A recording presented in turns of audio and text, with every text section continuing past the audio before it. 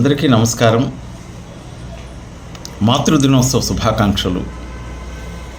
ఈ సృష్టిలో తీయనైన పదం అమ్మ. మనకు జన్మనిచ్చింది అమ్మ. ఈ సృష్టిని నడిపిస్తున్నది కూడా అమ్మే. మాతృదేవో భవ, తర్వాత పితృదేవో భవ, ఆచార్య దేవో భవ అని అన్నారు. మాతృమూర్తికి ప్రధాన స్థానం ఇచ్చారు. మనం పుట్టినటువంటి దేశాన్ని మాతృదేశమని, మనం మాట్లాడే భాషను మాతృభాష అని అంటాం. మనం జన్మించినటువంటి స్థలం కూడా ఆ స్థలంకి ఎంతో విలువ ఉంటుంది. అమ్మలాగా చూసుకుంటాం. ఎందుకంటే మనం పుట్టి పెరిగినటువంటి ప్రదేశం నా జన్మస్థలం అంటాం. అమ్మతో సమానంగా చూసుకుంటాం. గోమాత తన దూడను చెంగున దూకుతూ వెళుతున్నప్పుడు ఏ ప్రమాదం వాటిల్లుతుందో అని నిరంతరం ఎలా కంటికి రెప్పలా కాచుకొని పెంచి పెద్ద చేస్తుందో, అలాగే మన తల్లి ఆమె గర్భంలో నుంచి మనం వచ్చింది మొదలు పొత్తిళ్లలో ఉంచుకొని ఎలాంటి కష్టం రాకుండా మనల్ని పెంచి పెద్ద చేస్తూ గోరుముద్దలు తినిపిస్తూ విద్యాబుద్ధులను నేర్పిస్తూ ఈ సంఘంలో ఒక మంచి వ్యక్తిగా తీర్చిదిద్దబడాలి అని అంటే అది అమ్మ యొక్క అపురూపమైనటువంటి ప్రేమ, వాత్సల్యం, అనురాగం అని మాత్రమే చెప్పాలి. అటువంటి అమ్మలు పుట్టినటువంటి దేశం ఈ యొక్క భారతదేశం.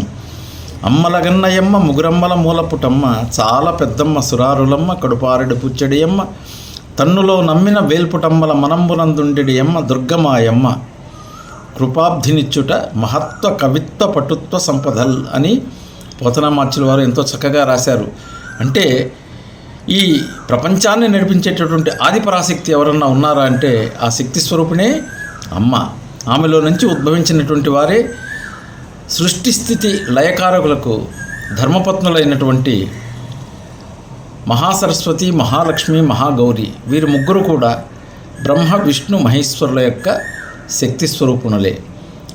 వారి కోసం ఆవిర్భవించినటువంటి శక్తులే.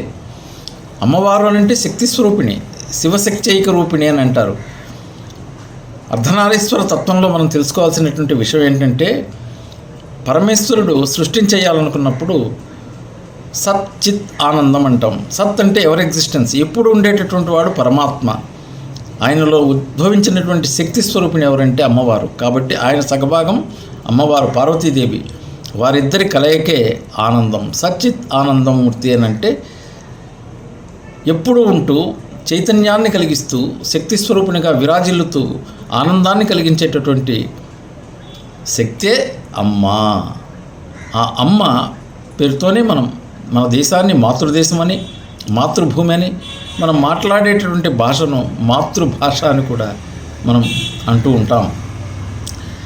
తన ప్రాణాన్ని కూడా పణంగా పెట్టి మన అభివృద్ధిని ఆకాంక్షించేటటువంటి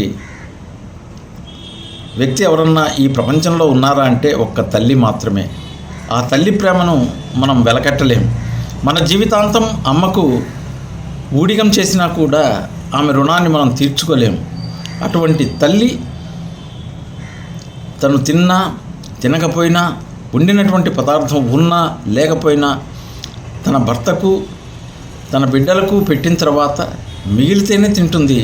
లేకుంటే ఏ మజ్జిగో మంచినీళ్ళలో తాగి ఆ పూటకు పూర్తి చేసామనిపించుకునేటటువంటి శక్తి కలిగినటువంటి మాత ఎవరు అని అంటే అమ్మ.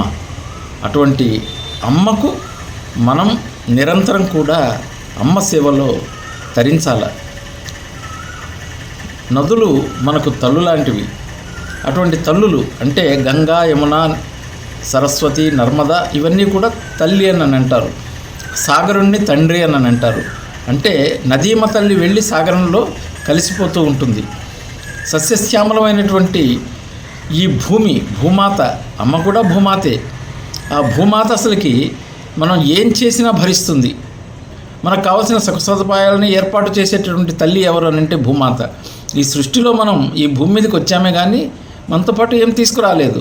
మనకు కావలసినటువంటి సకల ఆహార పదార్థాలను కానీ, లేదు సకలమైనటువంటి సదుపాయాలను కావలసినటువంటి గృహ నిర్మాణం చేయదలుచుకున్నాం అనుకోండి, ఆ గృహానికి కావలసినటువంటి కలపనంతా ఇచ్చేటటువంటిది అమ్మ. ఆ గృహానికి కావాల్సిన ఇటుకలను తయారు చేయడానికి కావాల్సిన మట్టిని ఇచ్చేటటువంటి మూల పదార్థాన్ని ఇచ్చేటటువంటిది ఎవరు అంటే భూమాత. అలాగే మనల్ని పెంచి పెద్ద చేసేటటువంటి తల్లి ఎవరు అంటే భూమాత. ఆమె సకల పంటలను ఇస్తుంటే మనం ఆ పంటలను స్వీకరించి మనం జీవనాన్ని గడుపుతూ ఉన్నాం. అటువంటి తల్లికి మనం రుణపడి ఉన్నాం కదండి. భూమి మీద మనం మల విసర్జన చేసినా మూత్ర విసర్జన చేసినా కూడా ఎంతో దయతో మనల్ని కరుణిస్తూ ఉండేటటువంటి తల్లి ఎవరంటే భూమాత. ఆఖరికి మనిషి తుదిశ్వాస విడిచినప్పుడు తిరిగి తన గర్భంలో కలుపుకునేటటువంటి తల్లి కూడా ఆ భూమాతే. ఆమెకున్నటువంటి ఓర్పు సహనం ఇంకెవరికి ఉండదు. భూమాత అని అన్నారు.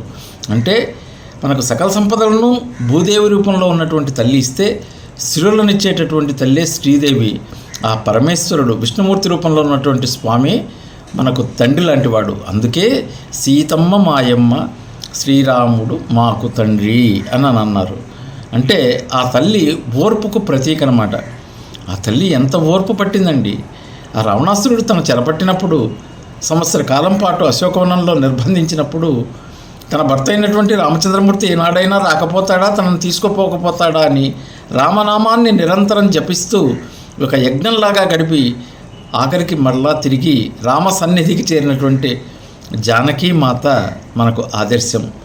అలాగే మన నిజ జీవితంలో కూడా చూసినట్లయితే ఎంతోమంది తల్లులు వారి యొక్క బిడ్డలను తీర్చిదిద్దారు. అలాంటి తల్లులకు వందనం చేసుకోవాల్సినటువంటి సమయం ఆసన్నమైంది. మన తల్లిని మాత్రం మనం ఎటువంటి పరిస్థితుల్లో కూడా మర్చిపోరాదు. తల్లికి నిరంతరం కూడా సేవ చేయాల్సిందే.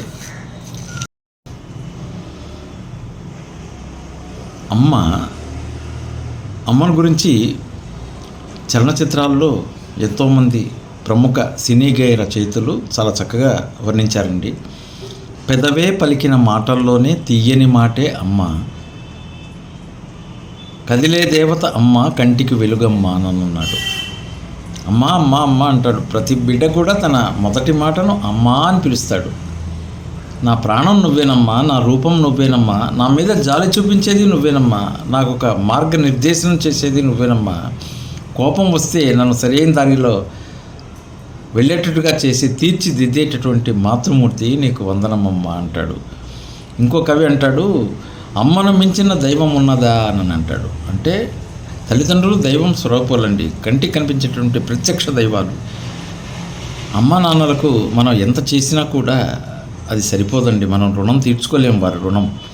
అందరినీ కనే శక్తి అమ్మ ఒక్కటే, అవతార పురుషుడైన ఆ అమ్మకు కొడుకే అని రాశారు. శ్రీరామచంద్రమూర్తిగా కానీ శ్రీకృష్ణ పరమాత్మగా కానీ త్రేతాయుగంలో ద్వాపరయుగంలో జన్మించింది ఒక తల్లి గర్భానే కదండి. కాబట్టి ఆ తల్లి యొక్క ప్రేమను అవతార పురుషులైనా కూడా వారు ఆస్వాదించారు అనేటటువంటి విషయాన్ని తెలియజేశారు. అలాగే పాండురంగ మహత్యం చిత్రంలో దుర్వ్యసనాలకు లోనైనటువంటి ఆ యొక్క నాయకుడు తన తల్లిదండ్రులను విస్మరించి దూరం చేసుకొని ఆఖరిలో పశ్చాత్తాపంతో బాధపడుతూ పాడతాడు. అమ్మా అని అరిచిన ఆలకించవేమమ్మా, ఆవేదన తీరులోటు ఈ జన్మకు లేదా అని అంటాడు. 10 నెలలు నన్ను మోసి పాలిచ్చి పెంచి మది రోయక నాకెన్నో ఊడిగాలు చేసిన ఓ తల్లి నిన్ను నలుగురిలో నగుబాటు చేసితి, తలచకమ్మ తనయుని తప్పులు క్షమించవమ్మా. ఎంత బాగా రాశాడండి మహానుభావుడు. ఘంటసాల గారు ఎంత చక్కగా పాడారండి. మనం ఎంతసేపు చూసినా ఆ పాటలో తెలియనటువంటి భావోద్వేగానికి లోనవుతూ ఉంటాం. అంత చక్కటి గేయాలను మనకు అమ్మను గురించి తెలియచేస్తూ మహానుభావులు ఎంతోమంది ఎన్నో రకాలైనటువంటి రచనలను చేశారు.